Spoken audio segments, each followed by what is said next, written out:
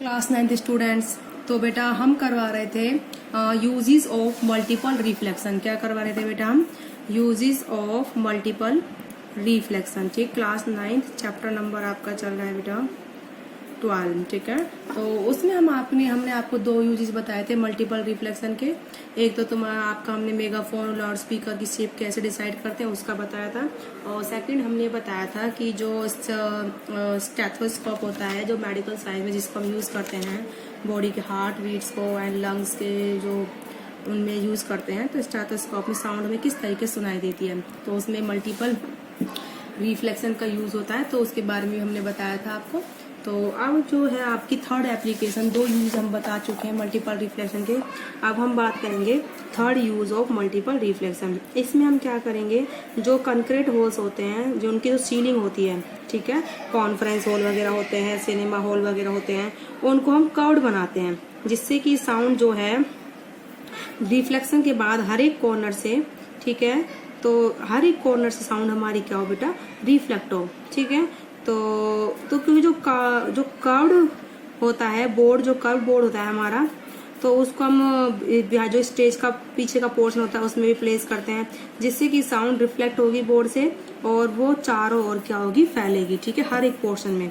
तो ऐसे शेप होते हैं उसकी कुछ, जैसे ये जो दीवार होती है ऊपर की सीलिंग, उनको थोड़ा कर्व्ड बनाते हैं ऐसे, जिससे कि जो साउंड है, जैसे ये कोई भी साउंड का जो म्यूजिक सिस्टम है ये हमारा, जैसे मान लो ये साउंड का सिस्टम है, ठीक है, इससे हमारी साउंड प्रोड्यूस हो रही है, लेटो ये साउंड का सिस्टम है। तो साउंड रिफ्लेक्ट होने के बाद कहाँ जाएगी बेटा, हर एक डायरेक्शन में कर्व्ड से।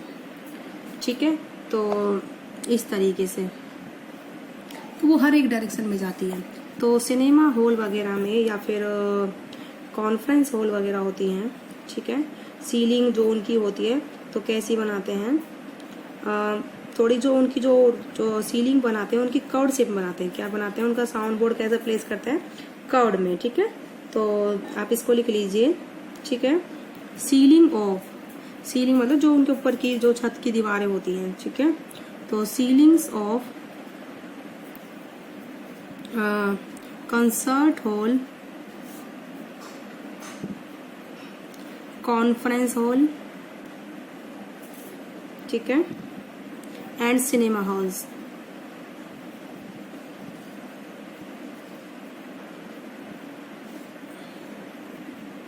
ठीक है, आर कर्व्ड,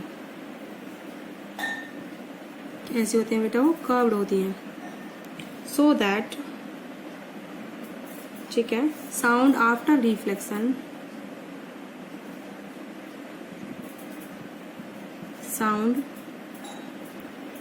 आफ्टर रिफ्लेक्शन, ठीक है, रीचेज ऑल कॉर्नर,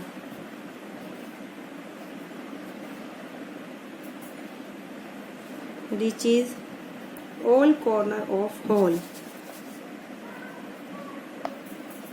ठीक है, हॉल के हर एक कोने में क्या होगा बेटा, उससे हमारी आवाज जो साउंड है जो सिस्टम की उसकी आवाज पहुंचेगी। ठीक है, तो भी स्टेज के पीछे भी हम कई बार कार्ड जो बोर्ड अपना प्लेस करते हैं, ठीक है, जिससे कि चारों ओर क्या फैले हमारी साउंड, जो लाउड स्पीकर है, जो भी वहाँ पे सिस्टम चल रहा है, जो भी कोई बोल रहा है, उनकी आवाज कैसे जाए, चारों ओर जाए।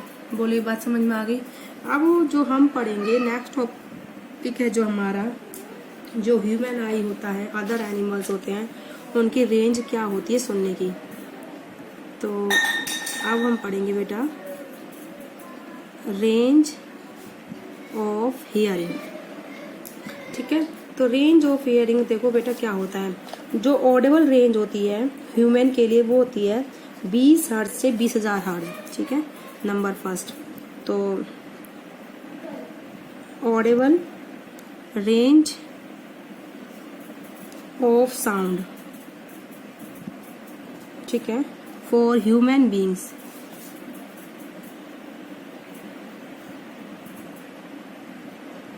ठीक है, ह्यूमन बींग्स के लिए कितनी होती है, फ्रॉम 20 हर्ट्ज टू 20,000 हर्ट्ज। ठीक है, और जो चिल्ड्रन होते हैं जो अंडर द एज ऑफ 5 होते हैं या फिर एनिमल्स, उनकी होती है 25,000 हर्ट्ज तक होती है। ठीक है, चिल्ड्रन, ठीक है, under the age of 5, up to the age of 5, ठीक है, जिनकी 5 साल तक की उम्र होती है।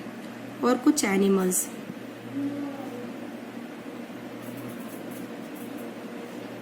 ठीक है, such as dogs,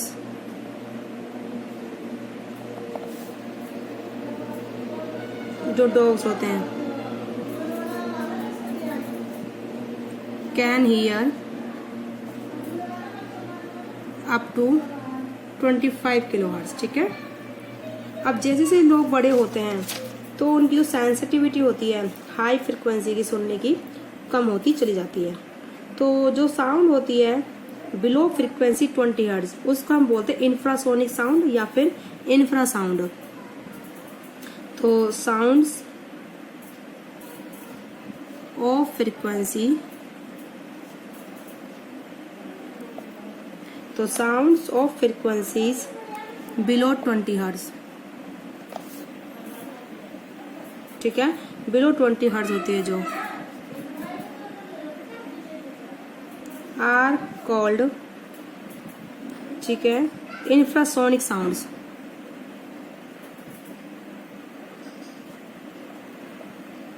are called infrasonic sounds.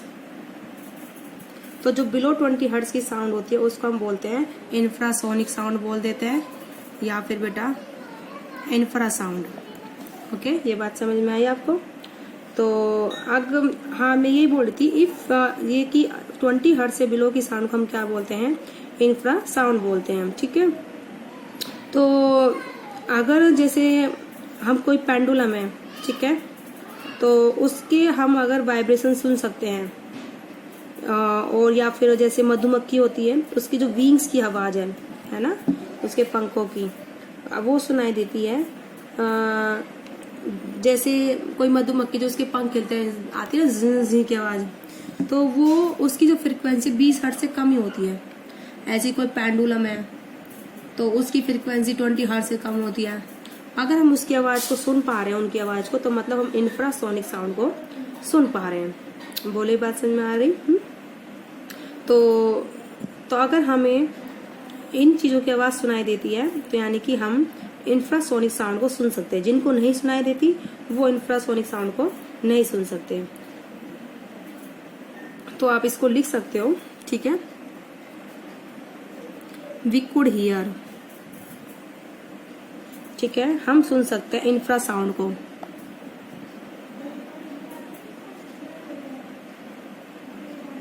तो we could hear infrasound if by the vibration, by hear the vibration of pendulum,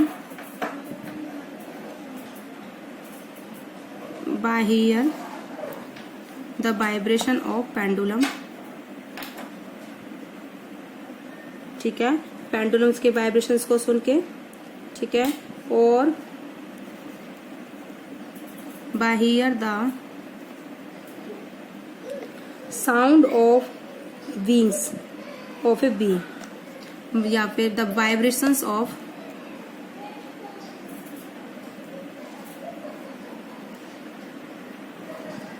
wings of bee, मधुमक्खी के जो पंखों की आवाज होती है उसके भी थ्रू हम सुन सकते हैं। बोले बात समझ में आ गई? तो ये बोल रहा है कि जो रेनोसर्ट्स होते हैं कम्युनिकेट करते हैं, जो इंफ्रासोनिक साउंड, उनकी फ्रिक्वेंसी 5 हर्ट्ज से कम होती है। ये सब आपको समझ में नहीं आएगी, मैं इसको आपका एक एग्जांपल देती हूँ, ठीक है। जो ये वेल्स मछली वगैरह होती हैं और एलिफेंट होते हैं वो जो साउंड प्रोड्यूस करते हैं इंफ्रासाउंड की रेंज में प्रोड्यूस करते हैं, यानी कि बिलो फ्रिक्वेंसी 20 हर्ट्ज की प्रोड्यूस करते हैं। तो आपने कभी देखा भी होगा जैसे जब कोई भूकंप वगैरह आता है तो जो डॉग वगैरह होते हैं और कुछ एनिमल्स होते हैं वो पहले ही डिस्टर्ब होना शुरू हो जाते हैं, ठीक है। तो जो अर्थक्वेक होता है वो प्रोड्यूस करता है लो फ्रिक्वेंसी की इंफ्रासाउंड, ठीक है, बिफोर द मेन शॉक। जब भी वो मेन शॉक देता है उससे पहले वो लो फ्रिक्वेंसी की इंफ्रासाउंड वेव को प्रोड्यूस करता है, ठीक है। तो वो एनिमल्स वगैरह को सुनाई देती है, ठीक है। तो उससे एनिमल्स क्या हो जाते हैं, अलर्ट हो जाते हैं। अगर frequency higher than 20 kilohertz है तो उसको हम बोलते हैं अल्ट्रासोनिक साउंड। क्या बोलते हैं यहाँ पर उनको? अल्ट्रासाउंड। तो अल्ट्रासाउंड एनिमल्स प्रोड्यूस करते हैं। कौन कौन से? डॉल्फिन, बैट्स, पोर्पोइसेस, ये सब क्या करते हैं? प्रोड्यूस करते हैं। तो आप इसको लिख भी सकते हैं कि किस तरीके से और जैसे इसमें एक एग्जांपल और दे रखा है कि जो चूहे वगैरह होते हैं वो भी गेम्स को कैसे खेलते हैं? By producing the ultrasound. जैसे आपने देखा होगा चूहे एक दूसरे के पीछे भागते रहते हैं, वो इसीलिए भागते हैं क्योंकि वो अल्ट्रासाउंड को प्रोड्यूस करते हैं और वो उस आवाज के अकॉर्डिंग चलते हैं, तो ऐसा लगता है कि वो खेल रहे हैं। ठीक है, तो आप इसको लिख लीजिए इस वाले नंबर 5 को। ठीक है, some animals can hear the infrasonic waves. ठीक है, तो before the main shock of earthquake, before the main shock of earthquake, जब भी मेन शॉक आता है अर्थक्वेक का, उससे पहले कौन सी साउंड प्रोड्यूस होती है? इंफ्रासोनिक। ठीक है, तो आप इसको लिख लीजिए before the main shock of earthquake. ठीक है, low frequency infrasonic waves are produced. ठीक है, बिफोर द मेन शॉक, ठीक है, ऑफ अर्थक्वेक। इसमें आप किस तरह बनाएंगे इस लाइन को? Before the main shock of earthquake sound of, कौन सी बता रहे हम? इंफ्रासाउंड है ना। Sound of frequency below 20 hertz, या फिर ब्रैकेट में लिख लीजिए इंफ्रासोनिक साउंड इज प्रोड्यूस्ड। ठीक है, which can be heard by some animals.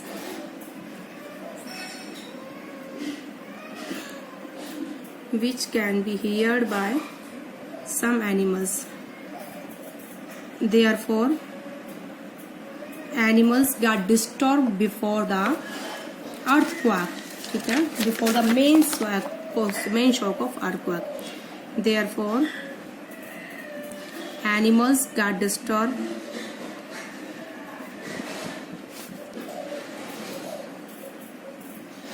ठीक है, get disturbed before the main shock of earthquake. Before the main shock of earthquake.